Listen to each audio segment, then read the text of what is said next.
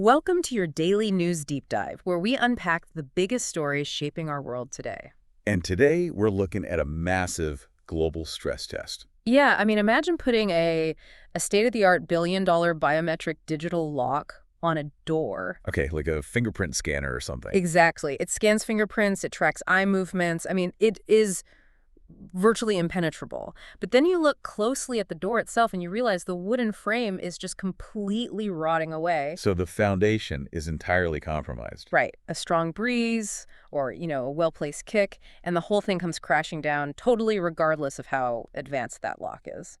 That is honestly a perfect visualization of the central tension we are seeing across the board today. It really is. The impulse is always to apply this high-tech, superficial patch to a system that is fundamentally broken. And we're seeing this exact phenomenon everywhere today, July 27, 2026, from the physical streets of India where students are, demanding basic fairness, all the way up to the invisible currents of global trade.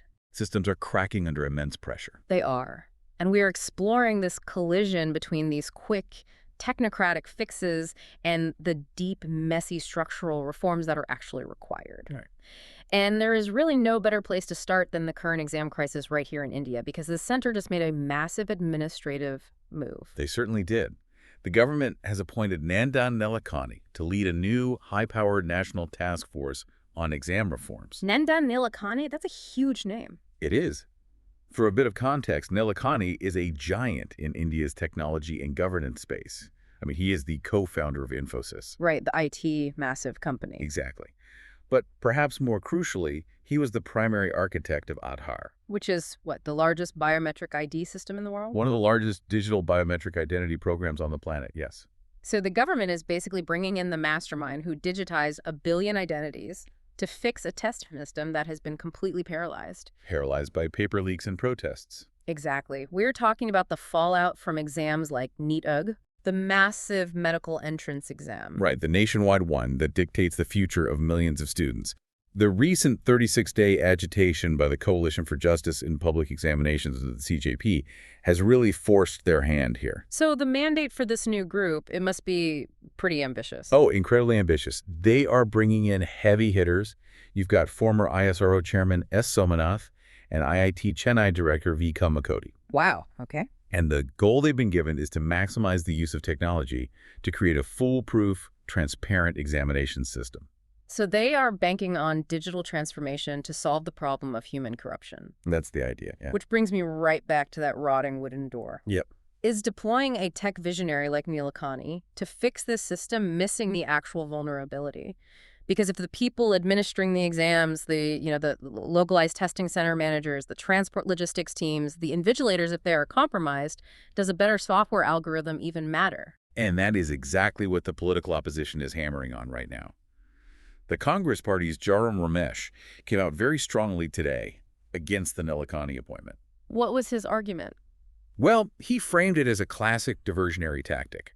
He used the phrase committee banao dhyan bhatkao. Which translates to form a committee, divert attention. Precisely. He is arguing that the government already knows what the structural problems are. They just aren't fixing them. Right. Ramesh pointed directly to the K. Radhakrishnan Committee, which was formed back in 2024 after a previous NEET-U controversy. Okay, 2 years ago. Yes, and the government still has not implemented the 101 specific recommendations from that 2024 committee. 101 recommendations just sitting there. Exactly. Furthermore, he highlighted a staggering administrative gap. The National Testing Agency, the NTA itself, functioned without a full-time director general for most of the 2 years leading up to this current crisis. So the argument is that you cannot digitize your way out of basic administrative negligence. That's the core of the pushback, yes. And this political crossfire, it's not contained to just the center either. It is spilling over into state politics. Oh, right. Punjab has become a major battleground for this. The dynamics in Punjab are particularly fascinating. The Aam Aadmi Party, the AAP, currently governs the state, and they built their entire political brand on a strict anti-corruption platform. Right, that's their whole identity. But the Punjab BJP is currently attacking them aggressively over a string of state-level exam scandals. Hey, what kind of scandals? Well, we are seeing reports of a high-tech cheating racket during the July pharmacy officer exam, deep irregularities in the December 2025 PSSB Group B exam, and paper leaks affecting the agriculture development officer test. That's widespread. Very. The BJP is demanding the resignations of Punjab's education and health ministers, and they're accusing Arvind Kejriwal of deep hypocrisy. Because they demand accountability in Delhi, but... But they circle the wagons when the exact same systemic rot appears in their own backyard. Yeah. That's the accusation. It's interesting because what we're watching is high-level political and technocratic posturing happening in press conferences. But that bureaucratic maneuvering is, it's completely disconnected from the visceral, physical reality happening on the ground. Which brings us to the streets. Right. The delay in fixing these compromised systems has explosive consequences. It does. The fallout from the July 20 Sansad Chalo March is currently dominating the monsoon session of Parliament. This was the enormous mobilization by students protesting these exact exam leaks, right? They were attempting to march on Parliament. Yes, and the police response has become a massive flashpoint. The scenes near Jantar Mantar Delhi's historic protest square were incredibly chaotic. Riot police used lathis, those heavy bamboo sticks, to charge the demonstrators and break up the march. But the allegations have escalated far beyond just a standard crowd dispersal. Much further. Rahul Gandhi and the NDA bloc are directly accusing Home Minister Amit Shah of authorizing the use of what they term lethal and semi-lethal force. Lethal force. They are specifically alleging the use of pellet gun-like weapons against the student protesters. And this isn't just an abstract political accusation anymore, right? There are actual names attached to these injuries. There are. Gandhi cited the case of Sahil Lokab. He's a 19-year-old protester who sustained a severe eye injury, and reports say he might actually lose his vision. Wow, just 19 years old. Yeah. Gandhi's demanding accountability. He's questioning if Shah personally approved these tactics, and he's demanding the identities of plainclothes individuals who were seen striking students. Has the police responded to this? Delhi police have issued a complete denial regarding the use of pellet guns, and the CRPF hasn't yet publicly commented on the allegations surrounding the Rapid Action Force's involvement. But the courts have stepped in now, right? Yes, the Supreme Court officially intervened today, and their language was uncompromising. What did they say? The court drew a very hard line. They underscored that the right to peaceful and lawful protest is an absolute guarantee under the Indian Constitution. They explicitly stated that authorities cannot arbitrarily resort to a lancet-charge simply because citizens are congregating to agitate. So they're demanding an investigation. A full probe into the alleged police excesses. They're mandating the collection of CCTV footage and body camera recordings from the officers involved. So while the courts are investigating the physical violence on the streets, the government is attempting to basically legislate the root of the problem away. With the new Public Examinations Amendment Bill 2026. Right. And the financial and criminal penalties attached to this bill are just staggering. The escalation from the 2024 law is dramatic. Just to give you an idea, for individuals caught cheating or leaking, the minimum jail term jumps from 3 years up to a maximum of 10 years, with fines hitting 50 lakh rupees. 50 lakh, wow. And for service providers, the companies hired to physically manage the testing centers, fines can reach 5 crore. 5 crore rupees. But wait, it gets higher for organized crime, doesn't it? Yes. If investigators link the leak to organized crime, the penalty is a minimum 7-year prison term and a staggering minimum fine of 10 crore rupees. 10 crore. Let's just pause and really look at the mechanic of a 10 crore fine. Okay? The stated goal is deterrence, right? Scaring people away from committing the crime. Right, obviously. But in an ecosystem that is already fundamentally susceptible to corruption, does a massive financial penalty actually deter an organized syndicate? Or does it simply hyperinflate the bribe market? Deterrence theory often fails in deeply compromised systems. Mm. I mean, if the security guard or the local official managing the exam papers knows the penalty is now 10 years in jail and 10 crore, they don't necessarily stop taking bribes. Exactly. They just realize their leverage has increased. The risk premium goes up.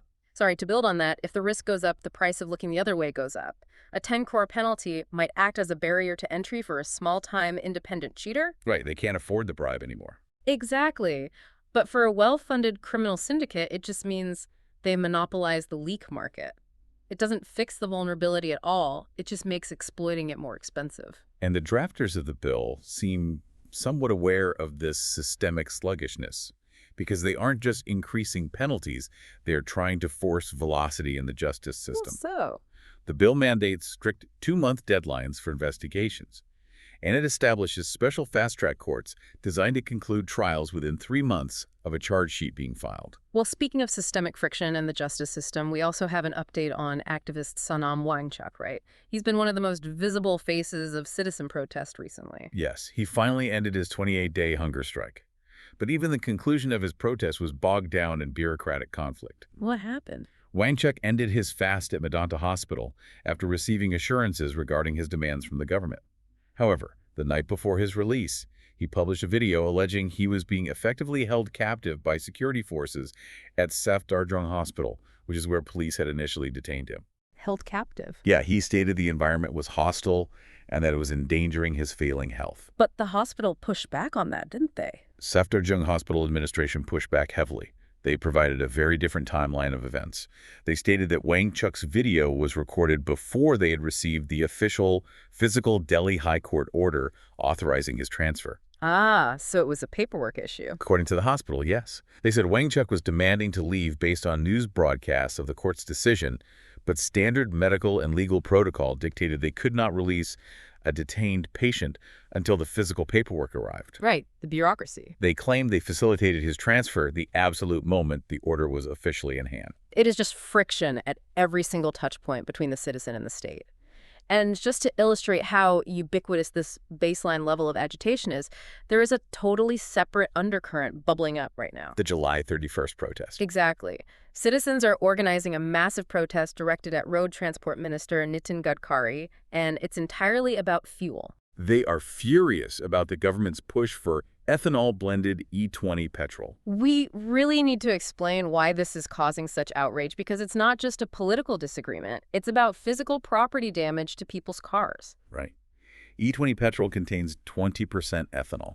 Which, for modern engines designed for it, is totally fine. But ethanol is highly corrosive. When you put it into older internal combustion engines, it actually degrades the rubber and plastic seals inside the fuel system. And it attracts moisture. Yes, it naturally attracts moisture from the air, which leads to rust inside the fuel lines. People are discovering that a top-down policy designed to meet green energy targets is actively destroying their existing, often very expensive, personal vehicles. It is another instance of a systemic mandate clashing violently with the reality on the ground. And when you look at all these movements, the exam protests, the pushback on policies, they are overwhelmingly driven by young people. This is a generation that is aggressively demanding functional, fair systems, which provides a really fascinating lens through which to view comments made today by RSS chief Mohan Bhagwat, who offered a very specific and somewhat critical analysis of this exact demographic. Yes. Bhagwat was speaking in Hyderabad, and his characterization of Gen Z is crucial to understand how the established order views this generational friction. Right. We are reporting his comments impartially here, as they represent a significant ideological viewpoint. He described Gen Z as highly emotional, deeply adaptable, and incredibly receptive to anything that projects authenticity. I mean, on the surface, being receptive to authenticity sounds like a positive trait. He framed it more as a vulnerability, actually. Bhagwat cautioned that this generation often operates without a calm mind. Okay. His argument is that their emotional responsiveness makes them highly susceptible to social trends or movements that present themselves as genuine, but are perhaps poorly reasoned or lack long-term stability. He also anchored this critique with a historical comparison that I think is going to generate a lot of debate. He did. He explicitly drew a parallel to the Stree Mukti Andolan, the women's liberation movement. Wow. Okay. Bhagwat claimed that the women's movement gained massive traction among the youth historically because of that same emotional enthusiasm. But in his ideological view, that movement ultimately led segments of society astray. He's essentially warning that Gen Z's emotional drive, while powerful, lacks the grounded steadiness required for true societal progress. That's his central thesis, yeah. Let's test that theory of Gen Z lacking a calm mind. Okay, let's do it. Because if Bhagwat views their emotional nature as a volatile, untamed chemical reaction, I want to contrast that with an incredible achievement from a Gen Z kid that occurred on this very same day. Let's look at 15-year-old Vaibhav Sooryavanshi. Oh, his performance today was just spectacular. Right. Sooryavanshi just became the youngest player of the series in men's international cricket history. He led India to a 3-0 sweep over Zimbabwe. And it wasn't a quiet victory either. He was the top run scorer of the entire series. In the final match, playing on a notoriously sluggish, difficult pitch, he smashed a match-winning 81 runs off just 49 balls. The physical execution was brilliant, but the real story is the psychological resilience behind it. Exactly. To understand what he accomplished today, you have to look at what happened to him just a few weeks ago in England. Right. His maiden international series in England was an absolute disaster. It was rough. He scored 14, 13, and 15 runs across 3 innings. He looked completely lost against the swinging ball, and he was ultimately dropped for the final game as India lost the series 4-0. For a 15-year-old athlete, experiencing that level of public failure on a global stage, that is the kind of trauma that can permanently derail a career. The external pressure must have been suffocating. But the selectors remembered his sheer talent, specifically a massive 175-run innings he played in the Under-19 World Cup earlier in the year. And they backed him for the Zimbabwe tour. So, to Mohan Bhagwat's point about a lack of steadiness, Sooryavanshi had to process a humiliating failure, mentally recalibrate his entire approach, adapt his physical technique, and then step back onto the global stage weeks later to absolutely dominate. That takes an incredibly calm mind. That does not look like a volatile chemical reaction. That looks like a masterclass in controlled thermodynamics. He took the immense heat and pressure of failure and channeled it into pure, focused energy. Sooryavanshi proved he could handle intense external pressure without collapsing, which is incredibly relevant right now because the Reserve Bank of India is trying to figure out if the entire Indian economy has that exact same kind of structural resilience against massive external shocks. Okay, let's pivot to that macroeconomic picture. RBI Governor Sanjay Malhotra made a very strong public defense of the Indian rupee today. You did. Despite the noticeable depreciation we've seen recently, he is forcefully asserting that the rupee is actually undervalued. Governor Malhotra is projecting absolute confidence regarding India's external position, and he has a $32 billion shield to back up that confidence. $32 billion. Yes. Since the RBI's policy announcements in June, Indian banks have mobilized an enormous influx of capital, nearly $32 billion. We need to unpack where that money is coming from, because the vast majority of it is flowing through what are called FCNRB deposits. Right. For anyone unfamiliar, FCNRB stands for Foreign Currency Non-Resident Bank Accounts. It is a specialized mechanism that allows non-resident Indians, NRIs, to deposit their savings into Indian banks, but keep the money denominated in foreign currencies. Like US dollars or euros? Exactly, rather than converting it to rupees. So why does the RBI aggressively encourage this? Well, because it allows India to rapidly build a massive war chest of foreign exchange reserves. It basically creates a financial moat. And Governor Malhotra points to this $32 billion, along with strong services exports and steady remittances, as proof that India's economic fundamentals are rock solid. He also stressed that the Monetary Policy Committee is keeping a very close eye on inflation data, ensuring that all this capital doesn't cause the domestic economy to overheat with unchecked credit growth. And he describes their approach to managing this foreign capital as a foolproof system, right? Yes, the foolproof system. The RBI takes this influx of foreign currency and reinvests it into safe foreign assets, effectively hedging their risk. Okay, but calling any financial system foolproof is a massive red flag. Let's look at the actual mechanism here. You are relying on billions of dollars deposited by non-residents. While the RBI might hedge the currency risk, isn't this essentially hot money? That is the core vulnerability. Hot money refers to capital that flows quickly into a country seeking high interest rates, but it can flow out just as violently at the very first sign of trouble. Right. If a sudden geopolitical crisis triggers a global market panic, couldn't those NRIs decide to pull their billions out of India en masse? That would evaporate that protective moat overnight. Governor Malhotra would argue that the sheer scale of India's overall reserves prevents a catastrophic collapse. But your concern about a sudden capital flight is entirely valid. Especially right now. Because we don't have to theorize about a global panic. We are currently watching two massive geopolitical storms unfold that possess the exact kind of disruptive power that terrifies emerging markets. Let's map out those storms. The first is in the Middle East. Right now, there is a very fragile 2-day pause in military strikes between the United States and Iran. This pause has generated a sliver of cautious optimism, primarily because Oman has stepped in to mediate ceasefire talks.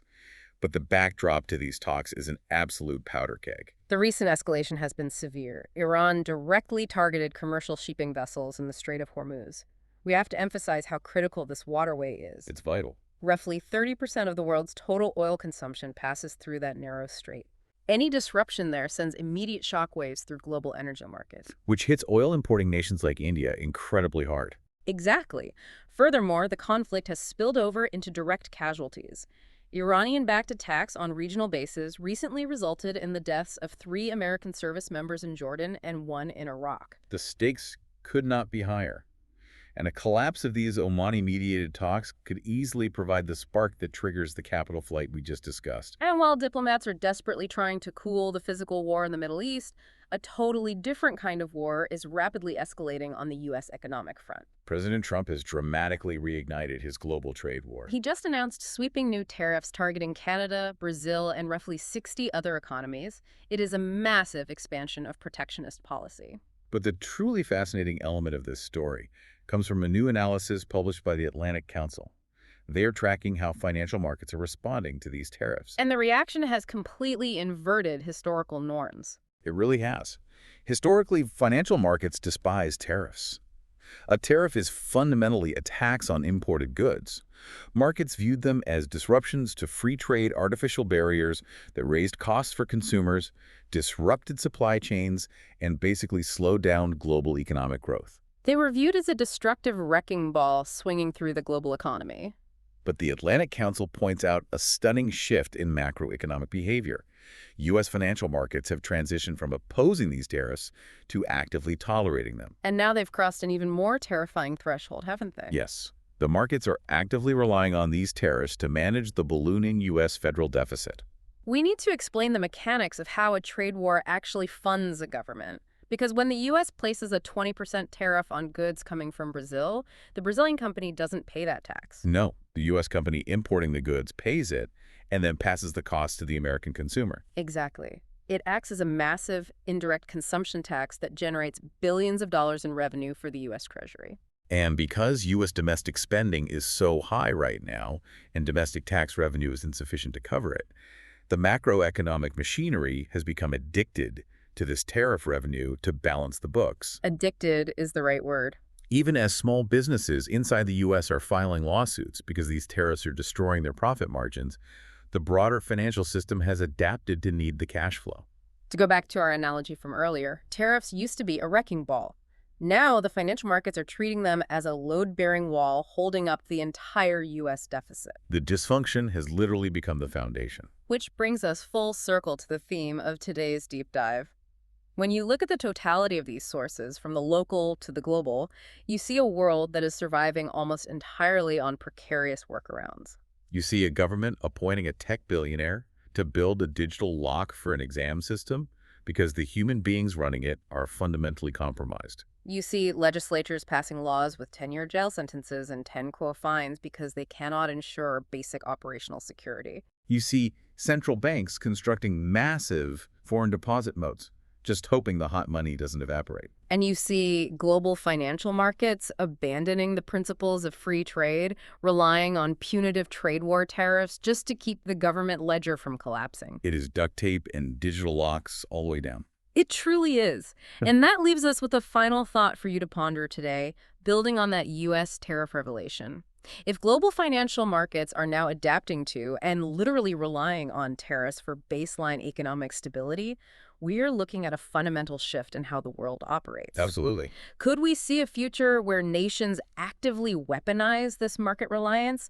I mean, if a government realizes its deficit will collapse without the revenue generated by tax and imports, temporary trade wars will cease to be temporary. They'll become permanent. They will become a permanent, inescapable feature of global economics simply because the system has forgotten how to survive without them. When the temporary patch becomes the load-bearing wall, you can never remove it without bringing the whole house down. When you build a skyscraper on a fault line and you rely on duct tape to hold the foundation together, eventually you just have to pray the tape holds. Thank you so much for joining us for this deep dive.